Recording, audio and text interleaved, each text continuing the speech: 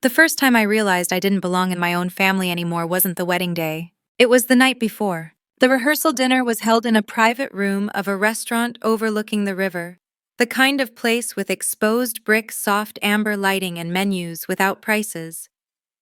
I arrived early like I always did, because being punctual had been drilled into me as a survival skill. If I came late, I was disrespectful. If I came early, I was invisible. That night, invisible won. I stood just inside of the doorway, clutching my purse, listening to the hum of laughter already filling the room. My younger sister Rachel was seated at the center of the long table, her engagement ring catching the light every time she lifted her hand. My parents flanked her like proud bookends. My brother-in-law-to-be leaned in close, whispering something that made her laugh loudly, confidently, like the room was built to echo her joy. I scanned the table. There were place cards everywhere, neatly printed names, carefully arranged seating, except for one, mine. I took a step closer, my heels clicking softly against the floor, my stomach tightening as I counted again. One chair too many, one place missing. A waiter brushed past me. "Are you at the Thompson party?" he asked politely. "I am," I said. "I'm her sister." He hesitated. "Let me check with the host." The host was my mother. She saw me before I reached the table. Her smile tightened just a fraction, enough for me to notice. She stood smoothing her blouse and met me halfway. "Oh," she said as if surprised, "you're here already." "Yes," I replied, "I thought I was." Her eyes flicked past me toward the table. We had to make some adjustments. Space was limited. Space. That word again. "I don't see my name," I said quietly. She lowered her voice. "You can sit at the end. We'll add a chair." I followed her gaze. The end was a small side table near the service station. No place cards, no centerpiece, just a single chair tucked against the wall beside stacked plates and folded napkins. Something in my chest cracked, slow and silent. "I'm family," I said. She sighed, impatient. "Don't start, Emily. This weekend is about Rachel." It always was. My name is Emily Carter. I was 31 years old that night, and I had spent my entire life being told in 1,000 quiet ways that I came second, or third, or not at all. I took the seat she offered. From there I could hear everything, but be seen by no one. Conversations flowed around me like water around a stone. Childhood stories about Rachel, praise for her perseverance, jokes about how she had always been the determined one. No one mentioned me. No one ever did. As plates were served, my mother leaned over Rachel's shoulder, her voice warm and loud enough for the table. "We're so proud of you," she said. "You've always been the strong one." I stared at my food untouched. Strong. That was the word they used when they meant worthy. I had learned long ago that I was not. Halfway through the meal, my father stood to make a toast. He raised his glass, clearing his throat. "To our daughter," he said, smiling at Rachel. "The one who never gave up. The one who always made us proud." Applause erupted. I clapped too, slowly, carefully. As I lowered my hands, I felt it, the shift, the quiet decision settling in my bones. I was done waiting for them to see me. What they didn't know, what none of them knew, was that the reason I had flown in early, the reason I had taken unpaid leave from work and smiled through every slight, had nothing to do with being the good sister. It had everything to do with a document I found 3 weeks earlier. A will, my grandmother's will. The one my parents had sworn never existed. I slipped my phone from my purse and glanced at the screen, rereading the scanned pages I had memorized by heart. Equal distribution, clear language, my name, Rachel's name, and a signature that had never reached me. The laughter at the table grew louder. My mother glanced toward me briefly, her eyes sharp, assessing. She thought I was quiet because I was defeated. She had no idea. As the dinner wound down, Rachel stood and approached me, her smile practiced. "I'm glad you could make it," she said lightly. "I know it must be hard for you." "Hard?" I asked. She tilted her head. Being alone, still figuring things out. I looked at her, really looked at her. The golden child, the chosen one, the daughter who had been handed everything I was denied. "I figured something out," I said calmly. Her smile faltered. "What's that?" "That silence isn't weakness," I replied. "It's preparation." She laughed uneasy. "You always say strange things." I smiled. The rehearsal dinner ended with hugs, photos, plans for tomorrow. No one noticed when I left early. But as I walked out into the cool night air, the river reflecting city lights that did not care about family hierarchies, I felt something unfamiliar rise in me. Not anger, resolve. They had saved the best seats for Rachel. They had saved the spotlight for her too. But they had no idea that by this time tomorrow the tables would turn, and the chair they left empty would become the one they could never sit in again. I didn't sleep that night. I lay in the guest room of a hotel I paid for myself, staring at the ceiling while the city hummed faintly outside. Every sound felt sharper. The elevator down the hall, a door closing, laughter drifting up from the street. My mind kept replaying the rehearsal dinner in fragments, like a looped recording I couldn't shut off. The empty chair, my mother's practiced smile, Rachel's casual cruelty wrapped in concern. Being alone, still figuring things out, if she only knew. Just after midnight, I reached for my phone again, not because I needed to reread the will, but because part of me still couldn't believe it was real. I opened the file and scrolled slowly, forcing myself to breathe. My grandmother Eleanor Carter had been meticulous. Even in death, she was careful with words. No ambiguity, no loopholes. Everything divided evenly between her granddaughters, her house, her savings, her investment account, even the small lake cabin she loved in the summers. And yet when she died, I was told there was nothing. There was no will, my mother had said, her voice calm, almost bored. Everything reverted to your father. That's how these things work. I had believed her. I was 25 then, grieving, tired, still trying foolishly to earn a kind of love that always seemed just out of reach. I didn't ask questions because asking questions had never gone well for me. Rachel didn't ask either. Why would she? She got the cabin, the money, the stories about how Grandma adored her. I got a sympathy hug and a reminder to be grateful for what I had. The will came to me by accident. 3 weeks earlier, I had been clearing out old email folders at work, deleting things I no longer needed. Buried deep in an archive was a message forwarded from an unfamiliar address. The subject line caught my eye. Estate documents, please confirm receipt. I almost deleted it. Almost. The email was addressed to my mother, forwarded somehow to an old account I used years ago. Attached were scanned documents, legal language, signatures, my name. I remember sitting there frozen, my fingers hovering over the mouse as my heart started to race. At first I thought it had to be a mistake, someone else with my name, a draft, an old plan that was never finalized. But the more I read, the more undeniable it became. This was real. I didn't confront anyone right away. I needed to understand the full shape of the lie before I touched it. I called the attorney listed on the document, fully expecting him to tell me it was confidential or outdated. Instead, he sighed. I was wondering when you'd call, he said. That sentence changed everything. He confirmed the will had been valid, filed, executed. He told me the assets had been transferred years ago. Transferred to whom, I asked. There was a pause. Your parents, he said carefully. On behalf of your sister. On behalf. That was how they justified it. That was how they erased me. The memory of that phone call burned in my chest as I lay in the dark hotel room. The injustice was no longer abstract. It had a paper trail, dates, numbers, decisions. This wasn't favoritism. This was theft. By morning, I had made up my mind. The wedding would happen as planned. I would smile. I would show up. I would sit where they put me. And I would say nothing. Yet, I arrived at the venue early the next day. The ceremony space overlooked the water-white chairs lined up in neat rows, flowers everywhere. Rachel was already there, bustling with bridesmaids' laughter spilling out of her like she was powered by it. She barely glanced at me. My mother intercepted me before I could find a seat. Try not to wander, she said quietly. We don't need distractions today. I wouldn't dream of it, I replied. She frowned suspicious, then moved on. The ceremony passed in a blur. Vows, tears, applause. I watched Rachel walk down the aisle, glowing, adored, certain of her place in the world. For a moment, a familiar ache surfaced. The old question, why her and not me? Then I remembered the will. And the question shifted. Why did they think I would never find out? At the reception, the seating chart repeated the pattern. Rachel and her husband at the head table. My parents beside them, friends and relatives filling the room. My name once again placed near the edge, not as far back as the rehearsal dinner, close enough to look intentional. Progress, they would have called it. Dinner was served. Toasts began. Compliments flowed freely toward Rachel like a tide she had learned to ride without effort. Then my mother stood. She held her glass high, smiling broadly. Family means everything to us, she said. We've always tried to give our children what they need most.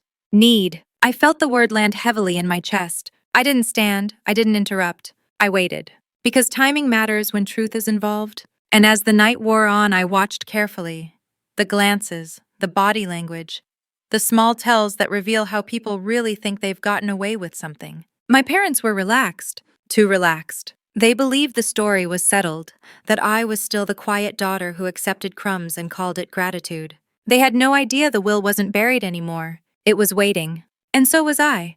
I watched Rachel all night, not in the way a jealous sister might measuring herself against someone who had always been favored. I watched her the way you watch a structure you finally understand is built on borrowed ground. Every laugh, every confident gesture, every casual assumption that the world would continue to bend toward her. She had never learned what it felt like to doubt her footing. That was not entirely her fault. Favoritism raises children the way wind shapes cliffs, slowly, invisibly, until the shape feels inevitable. During dinner, she leaned close to her new husband, whispering, smiling. When he laughed, she glanced around the room, instinctively checking who noticed. She had always needed an audience. I had always learned to survive without one. Halfway through the reception, I excused myself and stepped outside onto the terrace. The river below moved steadily, unconcerned with weddings or family legacies. The cool air cleared my head. Footsteps followed. I didn't turn around, I already knew. "You've been quiet," Rachel said, joining me at the railing. "Even for you." I rested my hands on the cold stone. "It's your day." She laughed lightly. "You always say that." We stood side by side, the distance between us small but permanent. "You okay?" she asked, her tone casual, almost kind. I considered the question carefully. "Do you really want to know?" I asked, "or are you just being polite?" She stiffened slightly.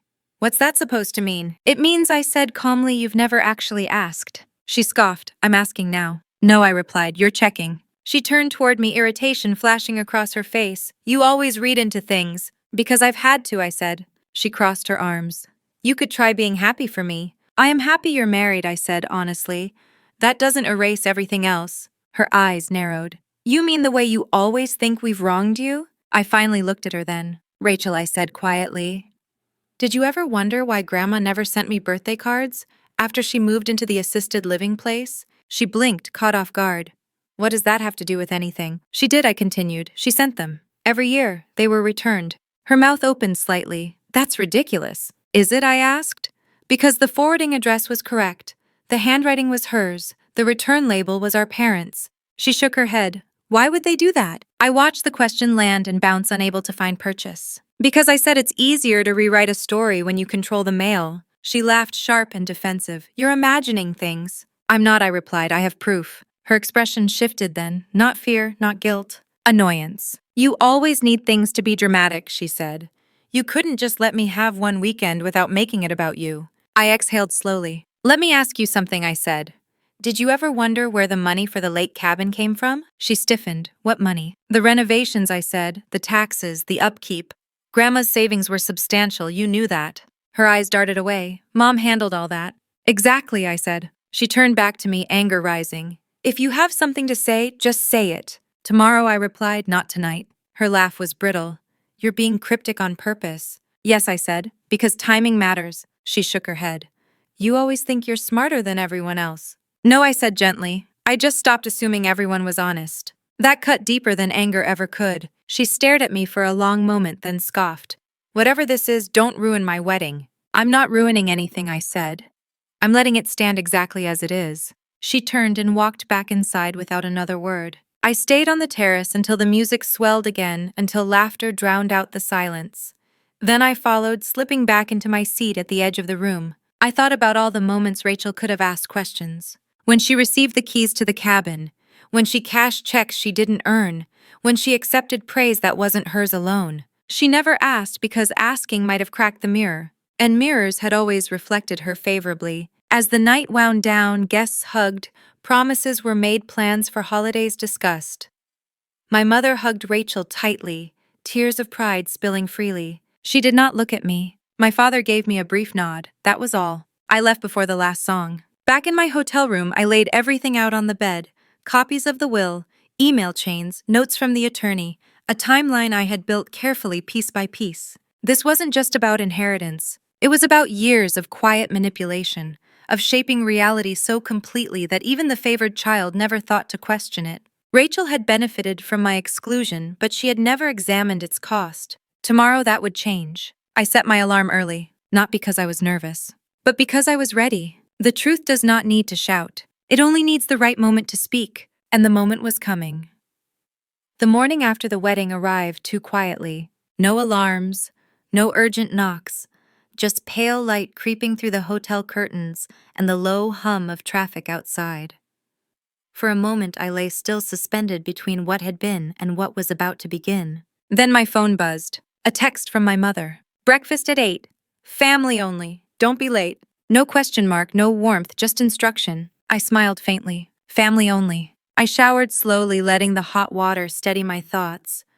I chose my clothes with care. Nothing dramatic, nothing apologetic. A soft gray dress structured enough to signal clarity, simple enough to avoid accusation. I wore my hair down the way my grandmother used to like it. She said, "Never hide your face," she once told me. "People who want you smaller start with that." The hotel dining room was already full when I arrived. Rachel sat at the center of the long table, still glowing, still wrapped in the afterglow of attention. Her husband sat close, protective, smiling politely at my parents. Coffee cups steamed, plates clinked. My chair waited at the end. "Of course it did," Emily, my mother said, glancing at her watch. "You're late." I checked the clock on my phone. 7:58. "I'm early," I replied, taking my seat. Her lips tightened. Conversation resumed, carefully curated. Wedding highlights. Compliments from guests.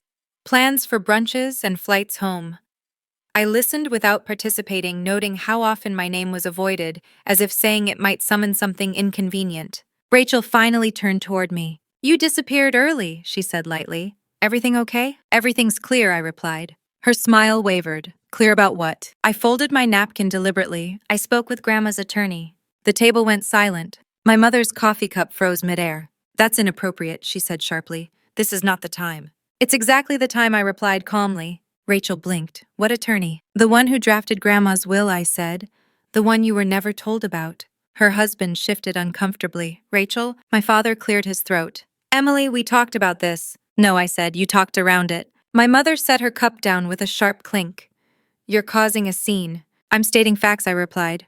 "Scenes happen when facts are avoided." Rachel stared at me. "You're serious?" "Yes." "What are you saying?" she asked, her voice tightening. "I'm saying," I continued, "that Grandma left everything equally to both of us. And that decision was overridden." Her face drained of color. "That's not true." "It is," I said. "I have copies." My mother laughed, brittle and loud. "You're twisting things. Your grandmother was confused near the end." "She wasn't," I said. "She was methodical, and she documented everything." Rachel's hands trembled slightly as she set down her fork. "Mom." My mother turned to her, immediately softening.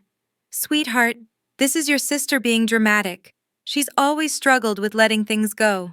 I looked at Rachel, not my mother. "Did you ever ask where the money came from?" I asked.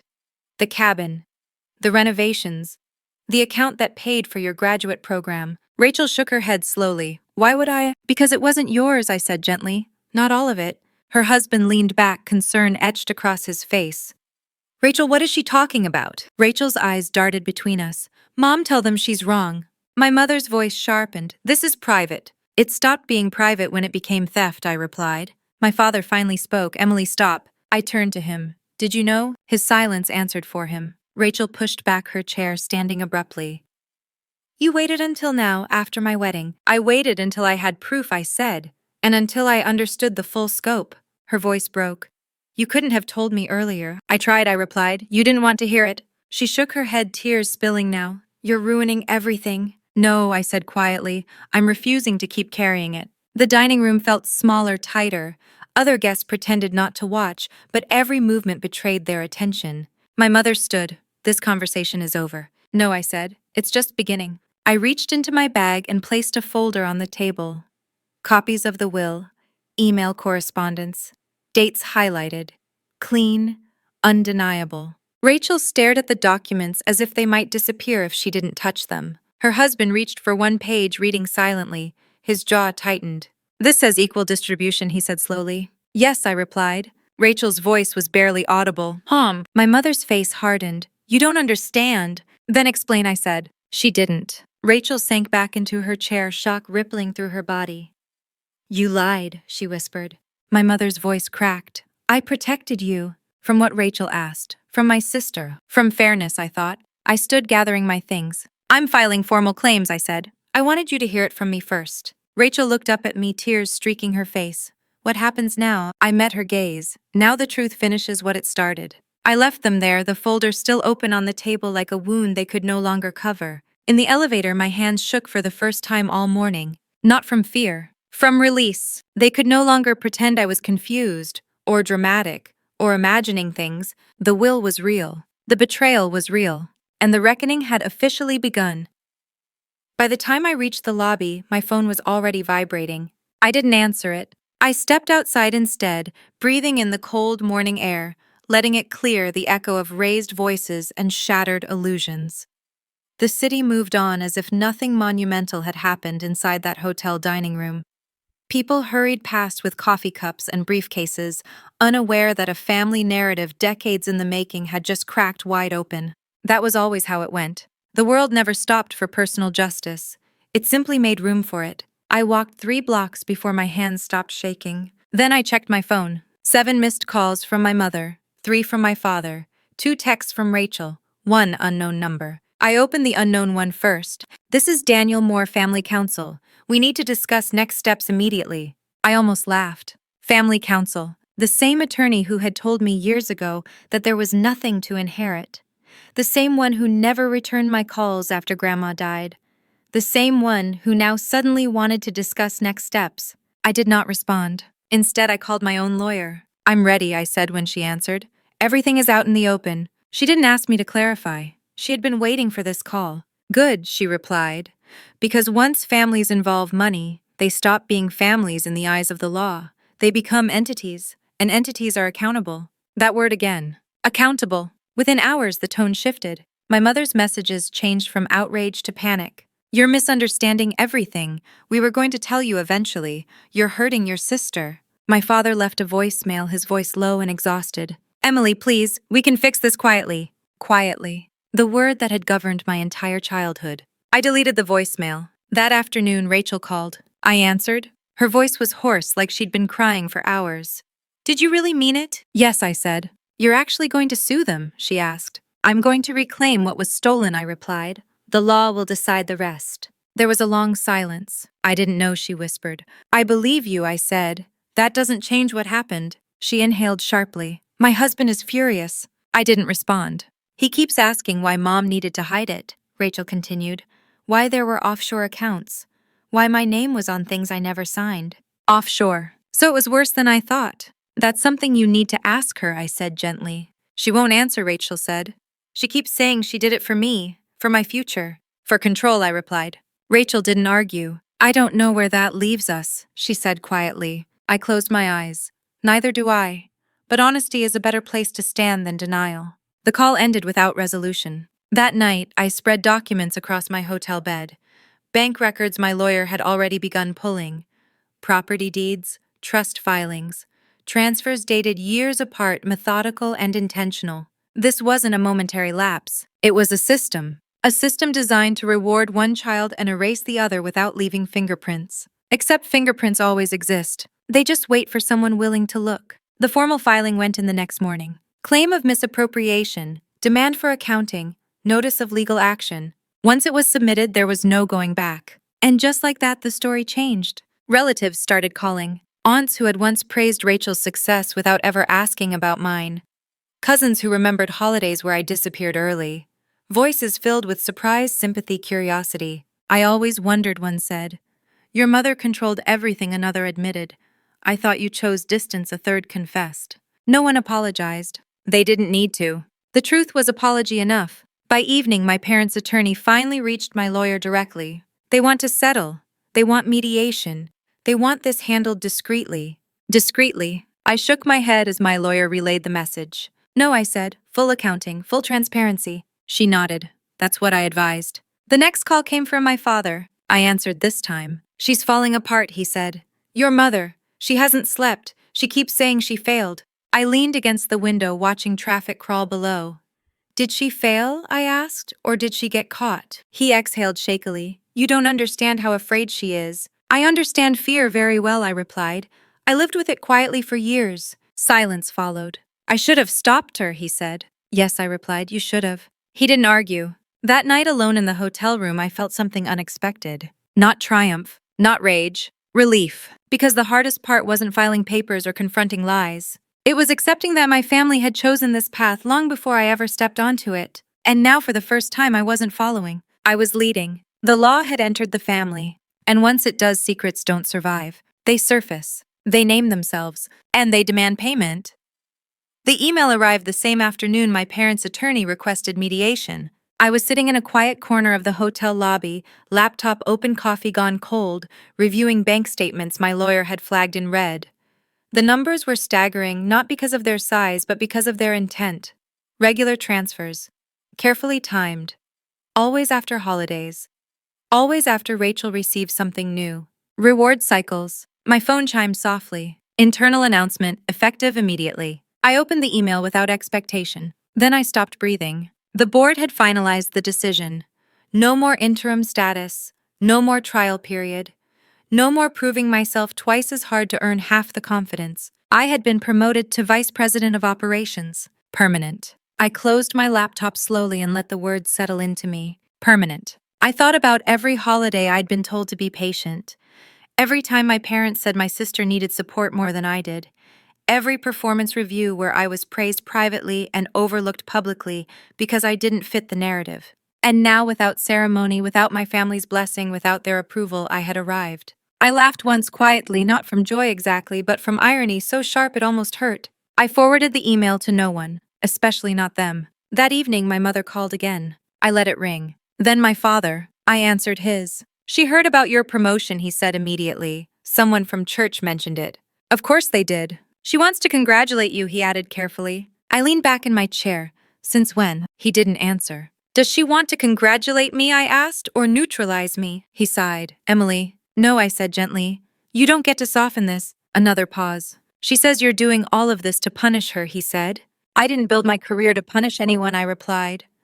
I built it because no one else was going to protect me. She feels replaced, he admitted. I almost smiled. That's because she built her identity on control, I said, not love. He was quiet. I'm proud of you, he said finally. I should have said that earlier. The words landed late, heavy, insufficient. Thank you, I said.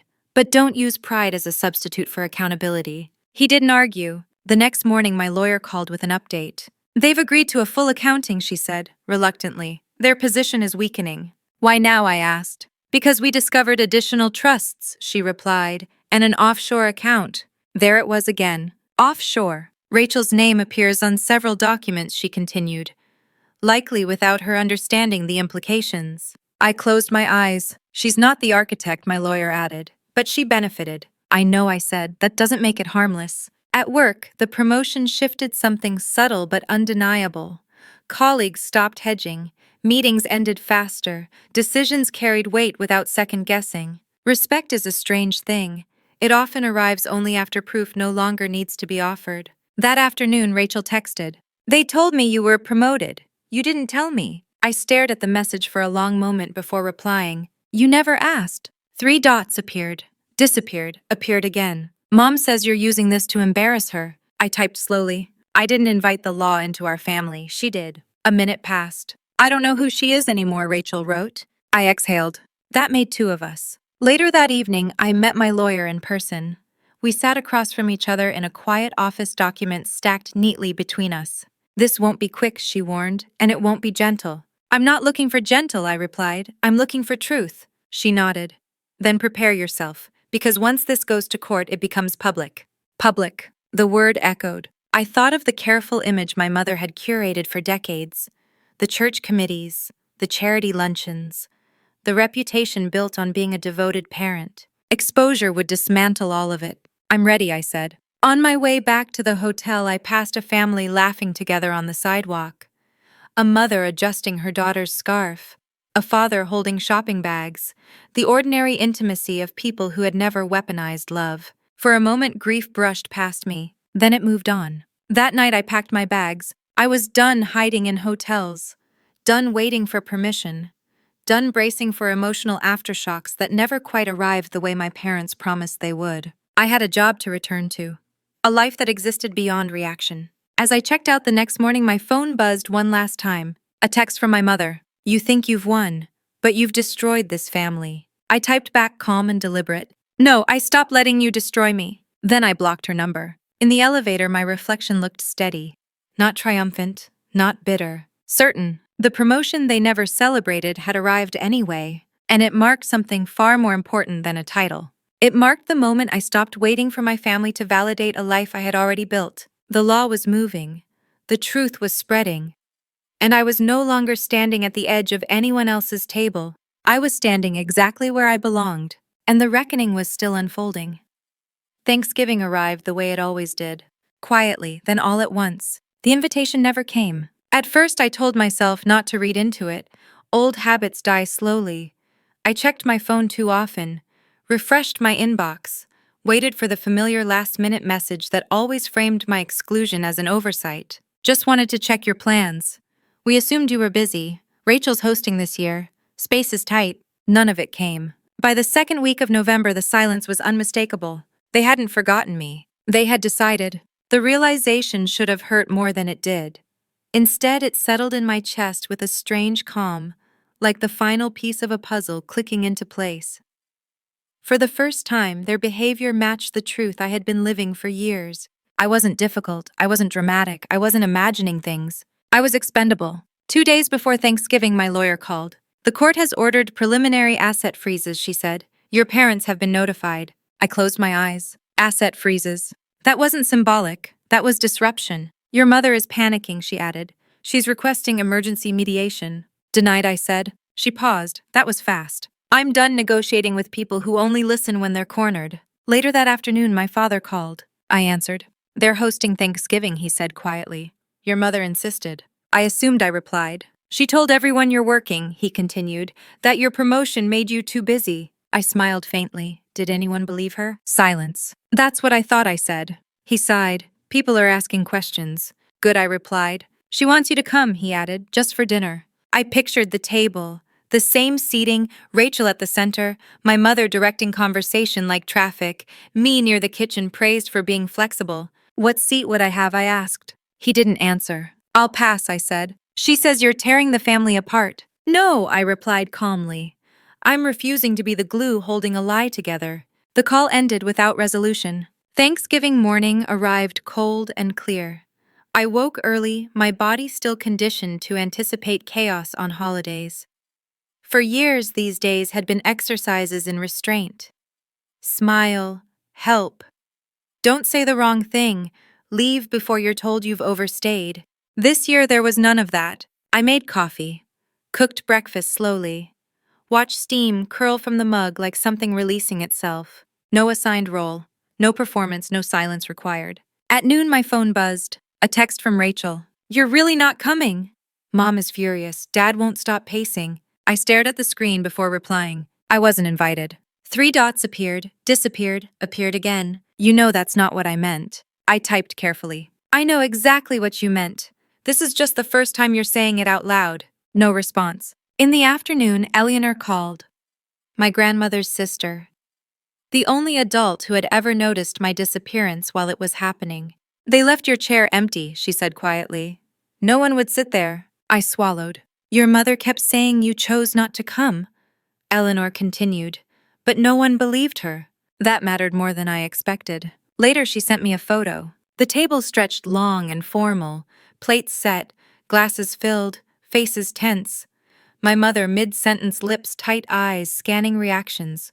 Rachel staring down at her plate. At the far end, an empty chair. My chair. For years my absence had been convenient. Now it was visible. That night alone in my apartment, I cooked a simple meal and set the table for one.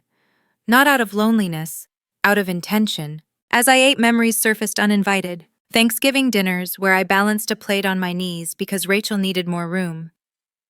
The year my mother criticized how I carved the turkey while praising Rachel's hosting. The countless times I cleared dishes while conversations carried on without me. I realized something then. They hadn't just excluded me from the table. They had trained me to believe I never belonged at one. That belief ended that night. Before bed, my lawyer emailed again. We've identified additional transfers, she wrote, including one routed offshore. This significantly escalates the case. I sat on the edge of my bed phone, glowing in the dark. Offshore meant intent. Intent meant consequences. This wasn't favoritism anymore. This was fraud. As I turned off the light, I felt something unexpected settle over me. Not vindication. Readiness. They had chosen a Thanksgiving without me. In return, they would face a future without denial. The law was moving. The truth was spreading. And for the first time, I was no longer the one left out. They were the ones sitting at a table filled with silence, finally forced to taste the absence they had spent a lifetime feeding me. The reckoning was no longer theoretical. It was scheduled, and it was coming. The bank called on a Tuesday morning. Not my bank, theirs. I was halfway through reviewing quarterly forecasts when my assistant buzzed me, her voice unusually careful. "Emily, there's a call on line 2. They say it's urgent. Something about a subpoena." I didn't hesitate. Patch it through. The voice on the other end was formal, rehearsed. The kind of calm that only comes from institutions that have seen everything and are no longer surprised by any of it. "Ms. Carter," the man said. "This is Thomas Reed from North Shore Private Banking. We're calling in connection with accounts held by your parents Helen and Robert Carter." I leaned back in my chair. "Yes," I said, "I'm aware of the accounts." "We've received a court order," he continued, "requiring immediate disclosure and temporary suspension of several trust-linked holdings." Suspension. The word landed with weight. Additionally, he said there are irregularities that require clarification, specifically an offshore entity tied to a Cayman-based trust. There it was again. Cayman. The ghost that had been circling the edges of every document. "I see," I said evenly. "There is also a named beneficiary listed on multiple transactions," he added. "Your sister." I closed my eyes for just a second. "She was not the originator," he said quickly, as if to reassure me, "but her name appears frequently." "I understand," I replied. "Please coordinate with my attorney." When the call ended, my office felt unnaturally quiet. This was no longer a family dispute with hurt feelings and competing narratives. This was forensic accounting, regulatory scrutiny. The kind of attention that doesn't go away because someone cries or claims good intentions. I forwarded the call summary to my lawyer. Her reply came back within minutes. "This accelerates everything. They are losing control of the timeline." That afternoon, Rachel showed up at my apartment unannounced. I hadn't given her the address. She stood in the hallway, eyes red, hair pulled back like she'd done when we were children, and she wanted to look serious. "They froze Mom's accounts," she said without preamble. "Yes," I replied. "She's hysterical," Rachel continued. "She keeps saying she can explain it, that it looks worse than it is." "Offshore accounts always look worse than they are," I said calmly, "because they're designed that way." Rachel pressed her lips together. "Did you know about the Cayman Trust?" "No," I said, "not until recently." "She says it was for tax efficiency," Rachel said weakly. I didn't respond. "She says she was protecting us," Rachel insisted, "that if she hadn't moved things around, we would have lost everything." I met her eyes. "Did she ever protect me?" I asked. Rachel's shoulders slumped. "No," she whispered. We sat in silence, the kind that finally tells the truth without needing witnesses. "I feel sick," Rachel said. "I keep replaying things, the checks, the transfers, the times I didn't ask questions because I didn't want the answers." "That's human," I said, "but it doesn't undo impact." She nodded, tears spilling over now. "My husband wants distance from all of this, from her." "That's wise," I said. "She keeps calling me," Rachel continued, "asking me to talk to you, to convince you to stop." I shook my head gently. "This isn't something I can stop. It's something she started." Rachel looked at me like she was seeing me clearly for the first time. "Not as competition, not as background, as consequence." "What happens next?" she asked. "Depositions," I replied, "audits, court." "And Mom? She'll have to answer questions she's avoided her entire life." Rachel swallowed. "She's afraid of prison." I didn't soften. "She should be," I said. That night my father called. His voice sounded older than I remembered. "They contacted the bank," he said. "Everything's frozen." "Yes," I replied. "She didn't think it would go this far," he continued. She thought you'd settle quietly." "That was the mistake," I said. He exhaled. "She keeps saying she did it out of love." "Love doesn't require secrecy," I replied. "Control does." He didn't argue. "I don't know how to live without her managing everything," he admitted. I leaned against the window, watching city lights flicker on one by one. "You'll have to learn," I said, "the same way I did." When the call ended, I stood there for a long time. I thought about the bank officer's voice, the clinical language, the certainty. Institutions don't care about family roles, or favoritism, or who cried the loudest at holidays. They care about records. And records don't lie. The next morning, headlines began to ripple quietly through the community. Nothing explicit yet. Just hints. Local philanthropist under review. Trust discrepancies raise questions. Financial oversight ordered in private estate matter. My mother's world was shrinking. And for the first time, it was doing so without my participation. I didn't gloat, I didn't celebrate. I worked, I slept, I moved forward. Because revenge isn't always loud. Sometimes it's the steady sound of doors closing behind someone who never believed they would. And the bank had just shut the first one. The subpoena arrived on thick paper. Not an email, not a call. A courier envelope delivered to my office stamped, and final, the kind of document that does not ask for cooperation, it assumes it. I wasn't surprised. I had been waiting for it the way you wait for a storm you can already smell in the air. My deposition was scheduled for the following week. My parents the day after. Rachel's name was listed as a potential witness. That part made my chest tighten, not with fear, but with something heavier. Finality. Once sworn testimony begins, stories stop being flexible. You either tell the truth or you compound the damage. I called my lawyer. Any surprises, I asked? Only one, she said. Your mother's counsel requested separate rooms. Of course she did. Control survives as long as it can isolate. The night before the deposition, I didn't sleep much. Not because I was anxious, but because memory has a way of resurfacing when silence stretches too long. Old scenes replayed themselves without invitation. The year I asked why Rachel got the larger bedroom. The time my grandmother tried to give me a bracelet and my mother intercepted it. The way my questions were always reframed as disrespect. I had learned early that facts were dangerous in that house. Now facts were the only currency that mattered. The law office was cold in that neutral way, meant to strip emotion from the room. Long table, bottled water, a court reporter setting up equipment without looking at anyone. My lawyer sat beside me, calm and prepared. Across the table, my parents' attorney avoided my eyes. My mother arrived last. She looked smaller, thinner. Her hair pulled back too tightly, as if control could still be forced into place through appearance alone. She didn't look at me, not once. When the oath was administered, something shifted. This wasn't family anymore. This was record. The questions began simply: names, dates, relationships. Then they narrowed. Did you have knowledge of a will drafted by Eleanor Carter? Yes, I said. Did you receive assets outlined in that will? No. Did your parents provide an explanation? Yes, they said the will did not exist. My mother's attorney shifted in his chair. The questions moved deeper. Were you ever informed of trust accounts held in your name? No. Were you aware of offshore entities tied to your family estate? No. The court reporter's fingers moved steadily, indifferent to tension. When it was my mother's turn, I stayed in the room. She didn't want that. But she didn't get to choose anymore. Her testimony started confidently, carefully worded, framed around intention. I acted in the best interest of my family, she said. I managed finances because I was capable. And did that include withholding information from one daughter, the attorney asked. She hesitated. I don't see it that way. Did you intercept mail addressed to Emily Carter? Silence. I don't recall, she said finally. Did you authorize transfers to offshore accounts without notifying all beneficiaries? Her jaw tightened. I relied on advisors. Did you instruct those advisors to list Rachel Carter as beneficiary without her direct consent? She glanced toward Rachel, who sat rigidly in the corner of the room. I was protecting her, my mother said. Rachel flinched. The attorney pressed on. Protecting her from what? My mother's voice wavered. From instability. And was Emily Carter unstable? The attorney asked. She opened her mouth, then closed it. I believed she would mismanage funds, my mother said weakly. My lawyer leaned forward.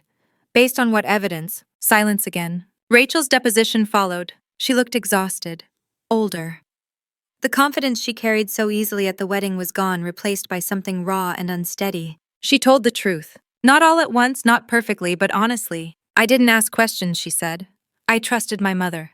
Did you know your sister was excluded? The attorney asked. Rachel swallowed. I knew she wasn't included. I didn't know why. And did you benefit financially? Yes, she said quietly. Do you believe that benefit was fair? Rachel's voice cracked. No. That single word did more damage than any document. When it was over, no one spoke. My mother gathered her things quickly, standing too fast, her chair scraping loudly against the floor. For a moment, I thought she might say something. Accuse me. Beg, explain. She didn't. She walked out without looking back. Rachel stayed behind. I'm sorry, she said, her voice barely above a whisper. I should have seen it. Yes, I replied. You should have. She nodded, tears falling freely now. What happens to us? I considered the question. I don't know, I said, but it won't be built on lies. Outside, the air felt heavier, like the city itself was holding its breath. My lawyer exhaled slowly. That went as expected, she said. And better than I hoped. Is it enough? I asked. Yes, she replied, more than enough. As I walked to my car, my phone buzzed. A message from my father. She's blaming herself. She says she failed as a mother. I typed back carefully. She failed because she chose control over fairness. That wasn't a mistake, it was a decision. I drove home in silence. The deposition hadn't brought relief. It brought clarity. The story my family had told for decades could no longer survive sworn testimony. The record now reflected what I had lived quietly for years. I wasn't dramatic, I wasn't imagining things, I wasn't ungrateful. I was excluded. And now finally the truth was no longer mine to carry alone. The court would take it from here. And the final chapter of their version of events was already being written. They just didn't like the ending. The ruling didn't come with a courtroom packed full of spectators. There were no raised voices, no dramatic objections, no judge striking a gavel for silence. It arrived in an email. Subject line: preliminary findings and orders. I was alone in my office when I opened it. Late afternoon light slanted across the desk, catching dust in the air, making everything feel suspended as if the room itself was waiting with me. The findings were clear: misappropriation of estate assets, breach of fiduciary duty, failure to disclose material information to a named beneficiary. My mother's name appeared again and again, not as a parent, not as a matriarch, but as a responsible party. The court ordered restitution, full accounting, penalties, oversight. The offshore trust would be unwound. The assets would be returned to the estate and redistributed according to the will. My grandmother's will, the one they told me never existed. I sat back in my chair and closed my eyes. I didn't cry. I didn't smile. What I felt was something quieter and heavier than victory. Confirmation. My lawyer called minutes later. This is decisive, she said. They can appeal, but the foundation is gone. The narrative doesn't hold. What about criminal exposure? I asked. She paused. That depends on what else turns up, but the risk is real. I thanked her and ended the call. Outside my office window, the city moved on. Cars, pedestrians, ordinary life continuing as if nothing monumental had shifted. That's how justice often works. Loud for the people inside it, invisible to everyone else. By evening, my father called. They're forcing the sale of the lake cabin, he said quietly. Your mother's furious. She says it was never meant to be shared. It was never meant to be stolen, I replied. He sighed. She's blaming you. I know, I said. She says you've ruined her life. I leaned back, staring at the ceiling. She built her life on something that wasn't hers, I said. That always collapses eventually. He didn't argue. They're asking if you'll agree to mediation, he said. One last attempt. No, I replied. This isn't about negotiation, it's about correction. After we hung up, I sat in the quiet and thought about the cabin. Summers there had been divided too. Rachel kayaking while I packed lunches. Rachel choosing bedrooms while I slept on a pull-out couch.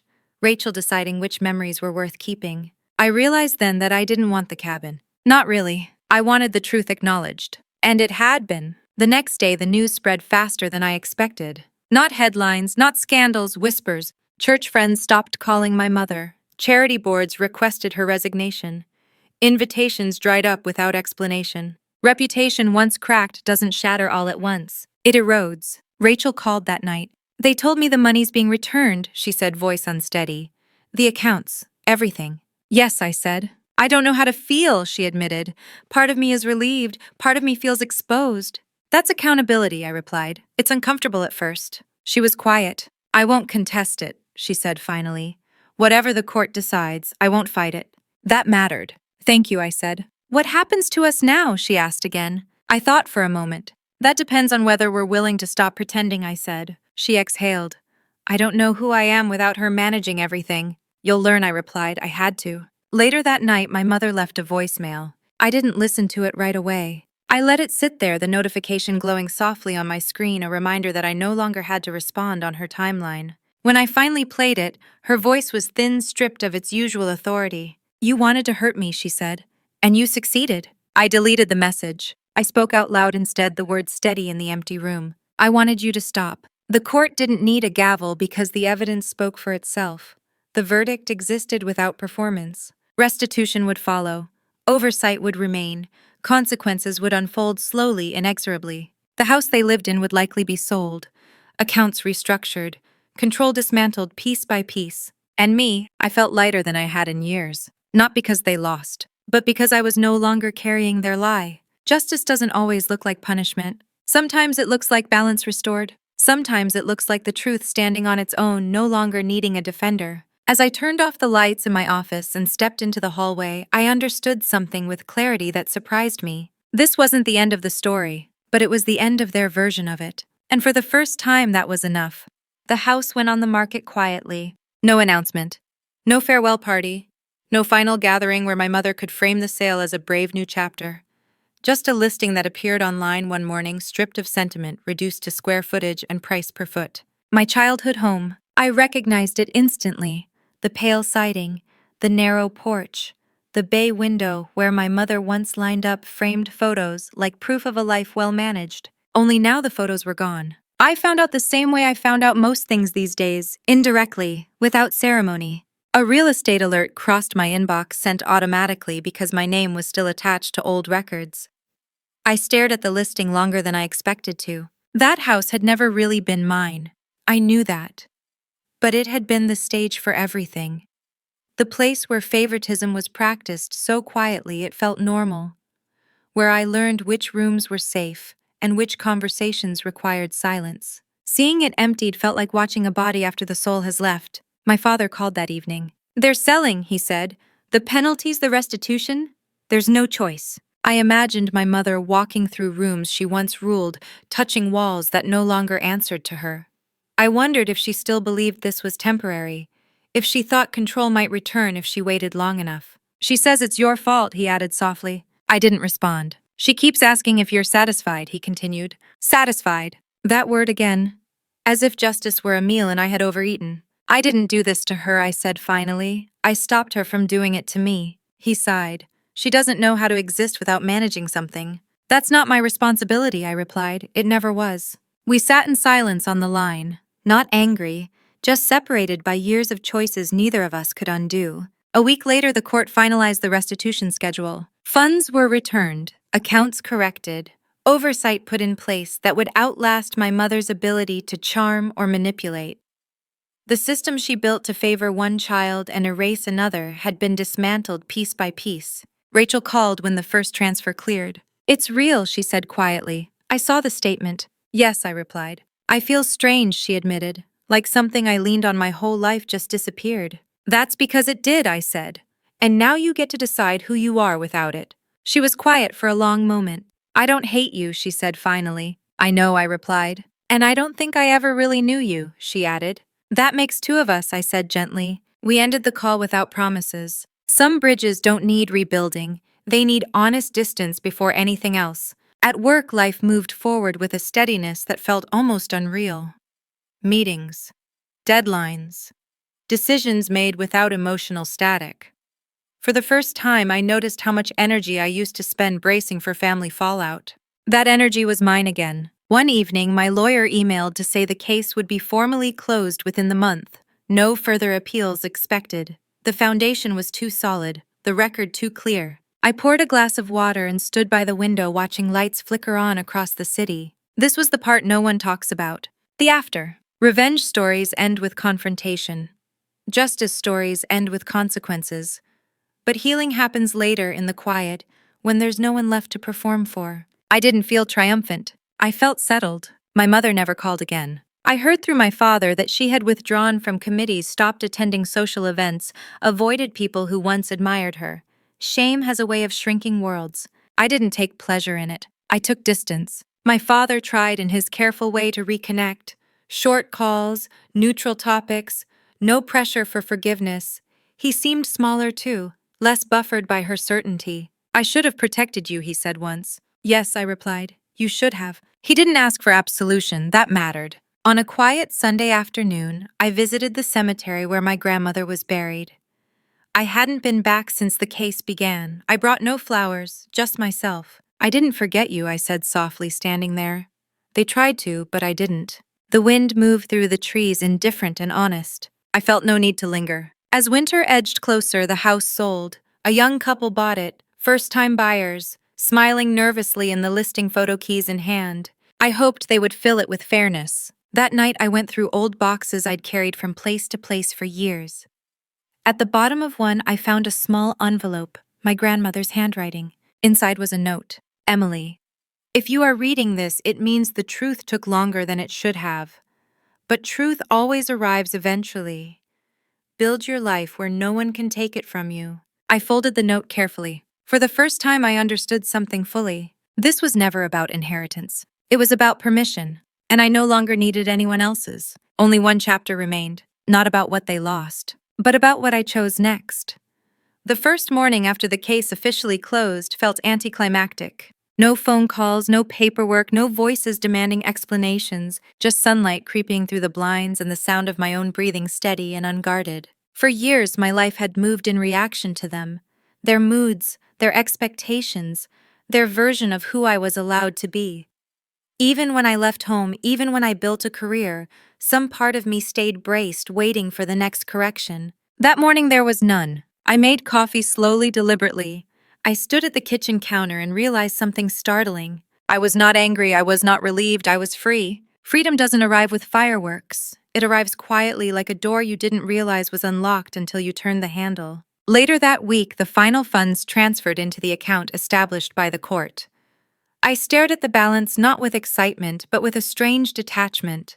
Money had never been the point. Not really. What mattered was that the story attached to it had been corrected. I was no longer the daughter who got nothing. I was no longer the afterthought. I was no longer the convenient omission. I was acknowledged. Rachel called once more. I'm moving, she said. Out of their house, away from all of it. That sounds healthy, I replied. I don't know if we'll ever be close, she continued. But I don't want to lie anymore. That's a good place to start, I said. We ended the call without drama, without promises. Just honesty, fragile and unfinished. That was enough. My father sent a letter. Not an email, not a text. A handwritten letter mailed carefully like something fragile. He didn't ask for forgiveness. He didn't defend himself. He simply acknowledged the harm. I stayed quiet because it was easier, he wrote. And I told myself that made me neutral. I was wrong. I folded the letter and placed it in a drawer. Not as a token of reconciliation, as a record. Accountability matters more than apologies. My mother remained silent. I heard she told people she was misunderstood, that she had been punished for trying to protect her family, that I was ungrateful. I felt nothing when I heard that. Some people never change. They simply lose the power to define reality. At work, I accepted a new role that required relocation. A city I chose. A future shaped by curiosity instead of survival. When colleagues congratulated me, there was no hesitation in their voices. They saw me clearly. One evening, as I packed boxes, I found an old photograph tucked inside a book. A school event. Rachel, front and center. Me slightly off to the side, half cropped out, smiling anyway. I studied it for a long time. Then I set it aside. I didn't need proof anymore. Before I left town, I drove past the old house one last time.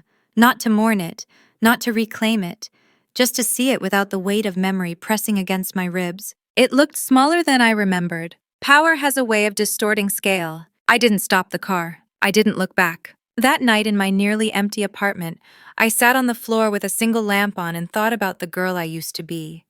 The one who learned to sit quietly. The one who believed fairness was something you earned by being patient enough. I wished I could tell her one thing. You were never too much. They were simply afraid of losing control. Revenge is often portrayed as destruction. But the most devastating form of revenge is restoration, restoring truth. Restoring balance, restoring yourself. I didn't win because they lost. I won because I stopped accepting a story that required my erasure. If you're listening to this and you've ever been excluded from the table written out of the will, overlooked in favor of someone easier to love, hear this. Silence is not consent, patience is not weakness, and truth does not expire. You are allowed to question what you were told. You are allowed to reclaim what was taken, and you are allowed to build a life that no one else gets to manage. If any part of this story felt familiar, I'd like to hear from you. Tell me in the comments which moment resonated most. And if stories about justice, accountability, and quiet revenge speak to you, don't forget to like and subscribe. Because here no one is invisible, and your story matters.